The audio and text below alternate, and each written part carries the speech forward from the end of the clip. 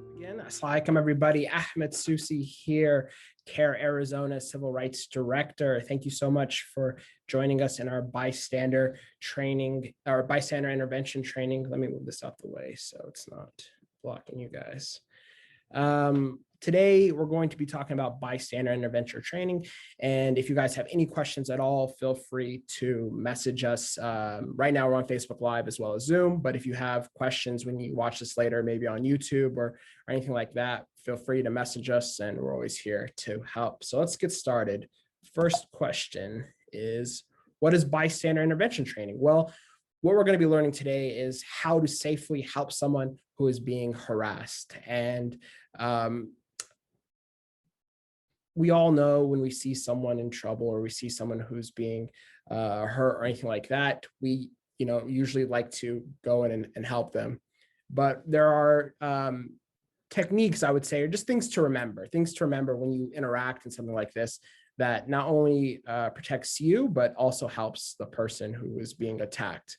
So now that we know what is bystander intervention training, let's talk about why it's important. And there are two different questions for why. So the first thing is, why do we need bystander intervention training? Well, one of the things that most of our communities knows is that harassment is something that is not just from the last 4 years or last 8 years, but harassment is something that happens, or public harassment, I should say, something that has happened for forever, right? It's usually just the new flavor of the week.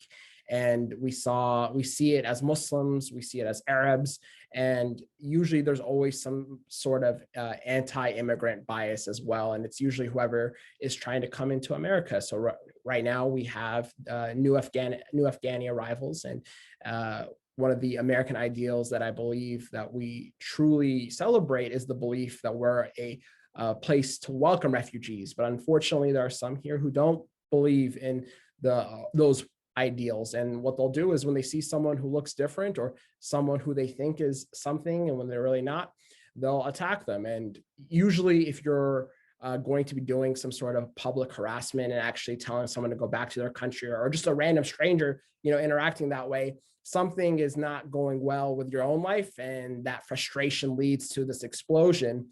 So this type of harassment is something that can really happen anywhere. And one of the things they'll say about in Arizona specifically is when the temperature gets hot, don't get out of your car because road rage is a real thing. We have a lot of people here who are going to, who can't handle the heat, and they'll act in ways that are just not okay. So right now, you'll see people spew hate on Facebook and social media, and you think maybe that's just there, but you'll see that those people have been emboldened by the last 4 years and believe it's their mission to make sure their hate gets as loud as possible. So that's something that we definitely have here, and definitely stuff that at CAIR-Arizona events, you'll see people harassing Muslims. But bystander intervention is not just about, Islamophobia, it's about xenophobia in general. And I always think about the whole go back to your country or something like that. And there's all different types of hate. So that's the first thing, right? There's the rise of hate, and we want to make sure to do our part in stopping that. The second why is, why are we actually going to be a bystander? And that is because, as I said, we want to help the person who's being harassed, but also we want to acknowledge what the actual harasser, what they're doing is wrong. And it may not seem like a big thing, but a lot of these people are bullies, right? That's what it comes down to. Just like at recess, right? These people are bullies, and they think that just because they're the loudest, that they're untouchable. In reality, that's not the case. And actually calling them out on their ignorance is a big thing. So we want to help the person who's being harassed, but also call the person out for doing something wrong. And that gets me to this picture right here. It's not a mistake. I actually typed in tiger or roaring. I think this lion is actually yawning, but I want us all to remember what a bystander is. And that's a third party to someone being harassed. And it's very important to have that in the back of our mind. And that's what I think one of the most important things of this bystander intervention training is, remembering someone is actually going through some sort of trauma. And when we really think about what's happening when that person is being harassed, the victim, it's usually just at a moment's notice, just this wild attack from the actual harasser, right? You're maybe on a bus and someone sees someone in hijab, or someone sees a brown person, or someone sees someone speaking in a different language, right? They might right away hit you with a go back to your country, or, talk English, or whatever. And this person, out of nowhere, you just hear this, and that there's a lot of emotions that the victim is going to go through, right? There is, first of all, what's happening. And this is, let me take a step back. Even if they understand what that person is saying, sometimes, they might not even speak English, the actual victim, they just see this person with an aggressive tone, aggressive face, a lot of aggressive mannerisms. They don't even know what's being said, but there's that initial, what's happening. The second thing is that, and this is not in any order, but another thing is that fear. Am I safe? Is this person going to attack me? What's happening right now? And also there might be a little, not embarrassment, but I would say just, why is this happening to me? And that's that immediate trauma. When you come back and you think about it going, an hour later, or a couple days later, or a couple years later, you kind of ask yourselves, wow, there's that trauma that lives. So we want to remember, as the bystander, a lot of sometimes you might think of yourself like, oh, I'm about to come save the day, I'm about to be Superman, whatever. And what I want you all to remember is that being the bystander is not, is supporting. That's the main thing. You want to support the victim and help them in this time of need. So remember the tiger or the lion roaring. It's not yawning, the lion is roaring. And we want to remember that someone is being attacked, and we want to make sure to support them and help them. So the next question is, who are we helping? And that's the victim. Sometimes the victim will be loud about it, right? Someone starts yelling at someone in public. They might say, can someone help me? Or try to get someone to help them. And sometimes they might not ask for help, right? They might be in that flight or fight situation, and they might not know, they might be frozen for that couple of minutes. So they might not ask for help. And it might even be a situation where they'll say they don't want any help. They'll say, hey, the victim may say, pay attention to your own business, right? You expect the harasser to say that, but the victim might even say that. And you want to remember that you're here to support. And if the victim doesn't want to be supported, that's the victim's right. And they might not say anything to you either, right? They might appreciate that support, and they might not say anything at all. So one of the golden rules, pay attention to yourself, stuff like that. But it's important, going back to why we do it, is if you see someone being harassed and you feel that you could take that step and support them. And we're going to talk about the different steps or the different methods of doing this, but just know that we're here to support the victim, and they may not want you to support them. They may ask for help, and they may not ask for anything, but still appreciate that support. So that's the who. Let's go into safety. And this is kind of an overarching theme that I want to talk about. You want to protect yourself as the bystander. The first thing you want to ask yourself is, are you comfortable being a bystander? And it's not how many sets you could do on the bench press or how many muscles I have, right? It's an inner thing, right? Do you feel safe in this situation? Because you may feel safe in a situation where there's a big crowd, right? And there's more people support you.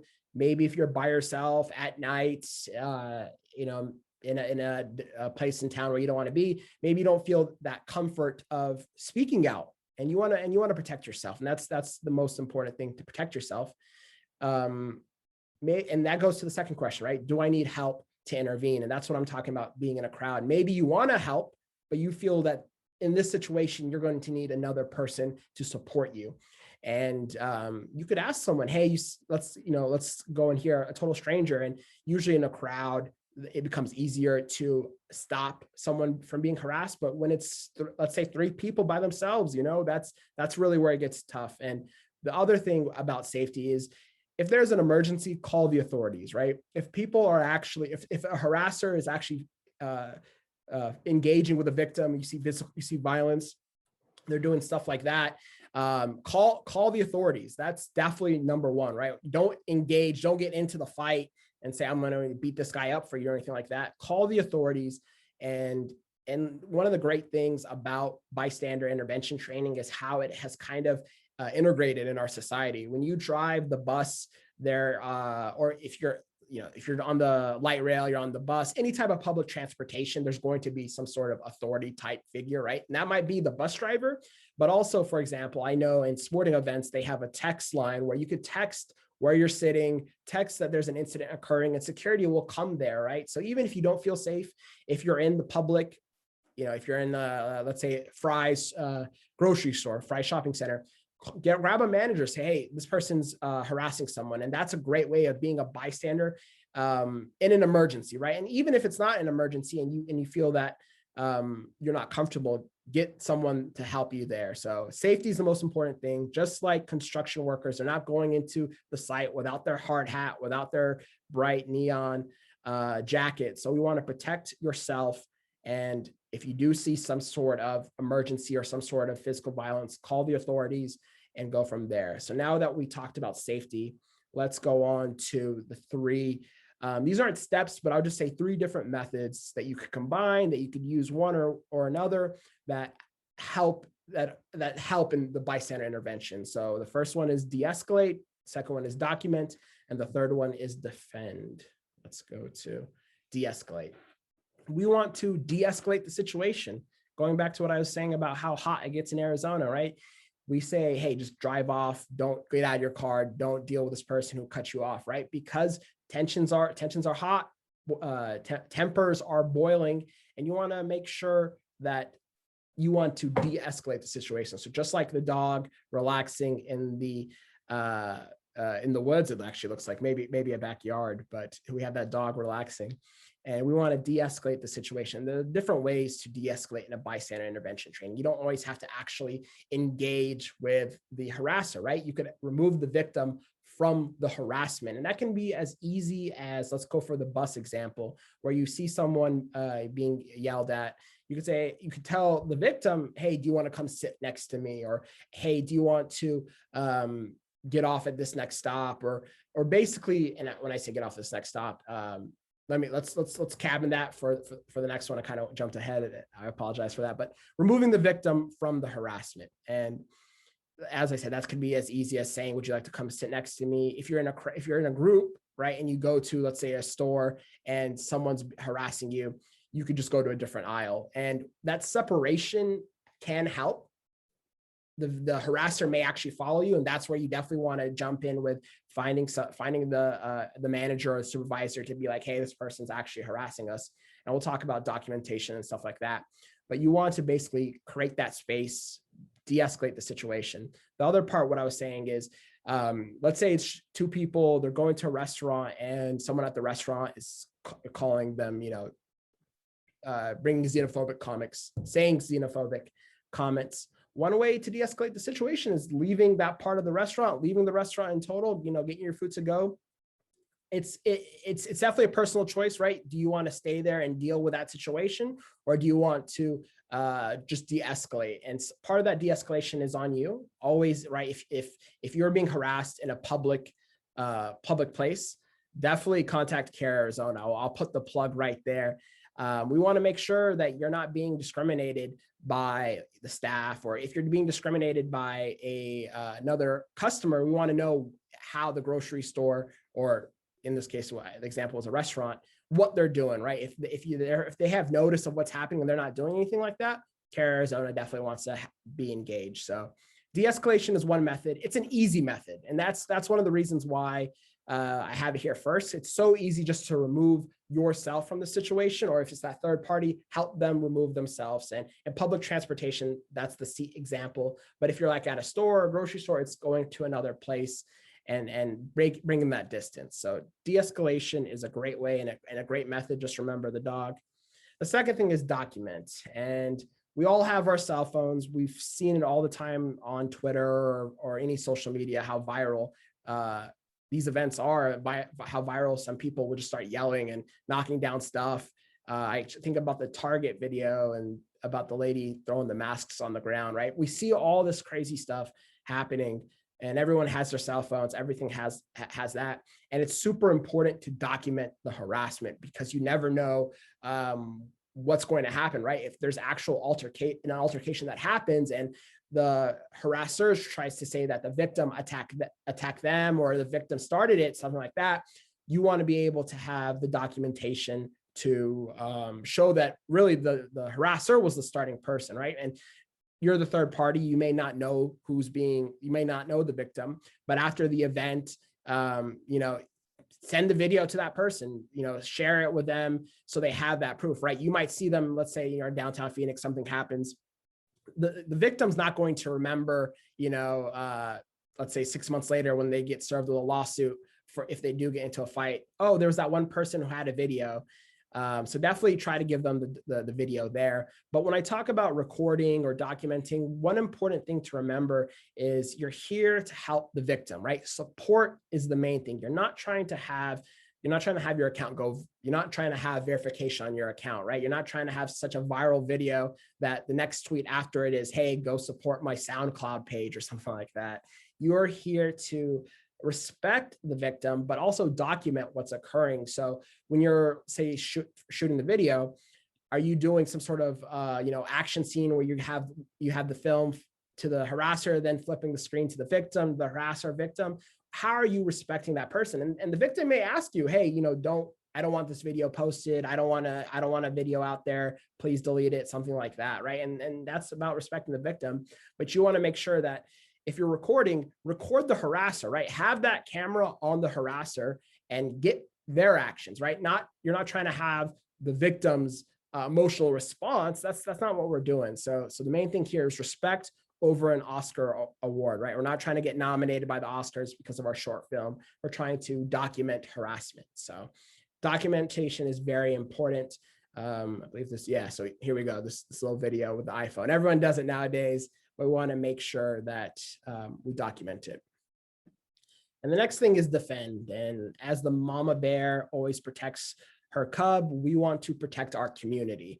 And part of that defending is not physically engaging. You're not trying to get yourself into a fight. If this person is actually trying to fight and trying to, hit someone or something like that, call the authorities. Everyone in Arizona has a gun. Everyone in Arizona has some sort of weapon that, you'll be surprised when you go to some of these civil rights events, you'll see people carrying AKs and stuff like that, or assault rifle or ARs or whatever. And we just want to defend ourselves. We want to defend the bystander without actually engaging in physical violence. So there are a lot of ways in defending, and that is speaking up. Speaking up is actually a very powerful tool, and you'll be surprised that just like bullies, they're themselves are actually, kind of like, wait, what's happening? Someone's actually calling me out on what I'm saying. And that's when we're talking about the power of a crowd, that when one person steps up to say, hey, stop that, what are you doing? A lot more people will get involved. And and you'll see that all the time in those videos of people, bystander videos that you see on social media. You'll see people, a whole group basically now turning on to the harasser and telling them to stop it, right? And here, this is a level where your comfort comes in, right?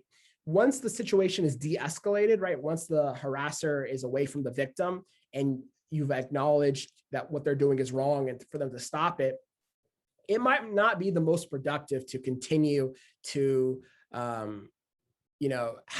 continue this dialogue with the harasser. And I say a dialogue, that's kind of a stretch, but getting into basically, a shouting match. And that's not the most productive, because rarely will the bully find themselves saying, oh my God, what I'm doing is wrong. If they're at the level where they're just going to start attacking someone on the streets, they're at that moment right then, they're so far gone, they're not going to be able to listen or hear anything, right? They just want to be the loudest in the room. And if someone else is louder than them, they're going to be, they're going to increase their volume.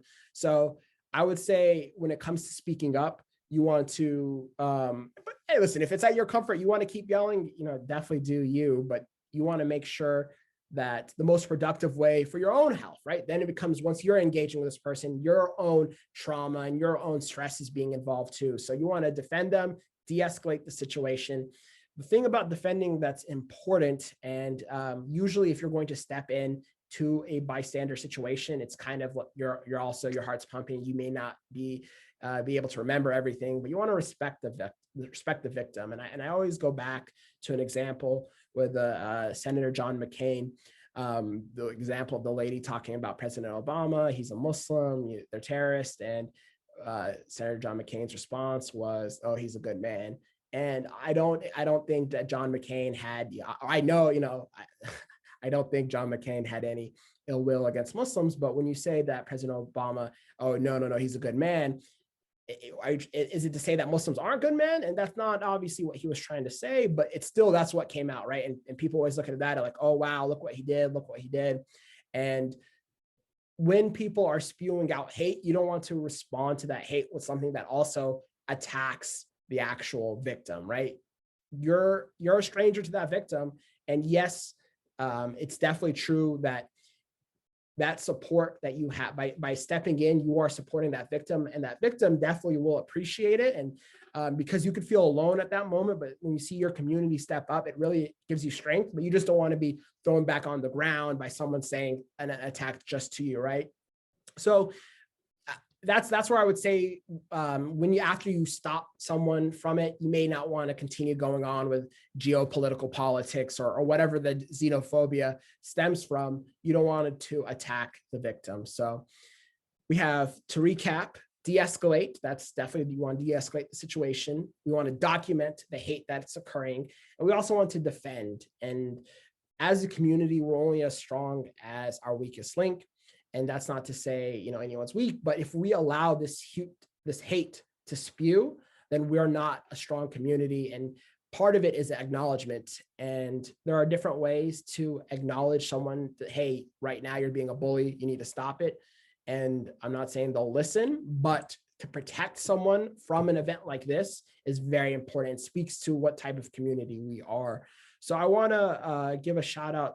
We have here more resources to Hollaback. They're an organization where I first found about bystander intervention training years back. They're definitely a great resource. Their URL is here, and if you're watching on YouTube, there'll be a link in the description. They have a full extensive bystander training as well. They send out emails with tips, and if you want to have a more extensive training, definitely give them a check. Definitely check them out. They're a great resource, and I can't recommend them enough. Also, I kind of mentioned it before, is if you need help, if you're discriminated in public, if you're discriminated in the workplace, if you're discriminated, CAIR Arizona is here for you. Our phone number is there, our email's there, our website's there. That's part of the team at ICC last Friday. Inshallah, now with as we start getting back into the society, we'll definitely be tabling at more masjids, but we're here for you. I'm your attorney. We offer pro bono legal services for people who are discriminated. So give us a call. We're here to defend, and we want to make sure that the Muslim community, because the Muslim community and even the immigrant community is protected from discrimination. So give us a call. We're here to help. And if you have any questions, like I say, if you see this training a couple of days later and you have any questions, feel free to email us. We're always here to help. Thank you so much for watching. Masalama.